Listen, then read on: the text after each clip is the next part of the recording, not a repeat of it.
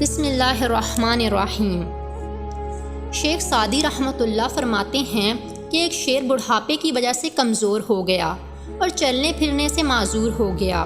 بھوک سے جب برا حال ہوا تو کسی لومڑی سے مشورہ کیا۔ اس نے کہا فکر نہ کرو، میں اس کا بندوبست کر دوں گی۔ یہ کہہ کر لومڑی نے پورے جنگل میں مشہور کر دیا کہ شیر بہت بیمار ہے اور بچنے کی کوئی امید نہیں ہے۔ یہ خبر سنتے ہی جنگل کے جانور اس کی عیادت کو آنے لگے۔ شیر غار میں سر جھکائے پڑا رہتا اور عیادت کے لیے آنے والے جانوروں کا شکار کر کے اپنی بھوک مٹاتا رہا۔ ایک دن لومڑی شیر کا حال احوال پوچھنے کے لیے آئی اور غار کے دہانے پر کھڑی ہو گئی۔ اتفاقاً اس دن کوئی جانور نہ آیا تھا، جس کی وجہ سے شیر بھوکا تھا۔ اس نے لومڑی سے کہا باہر کیوں کھڑی ہو، اندر آؤ اور مجھے جنگل کا حال احوال سناؤ۔ لومڑی خطرہ بھانپ کر بولی نہیں، میں اندر نہیں آ سکتی۔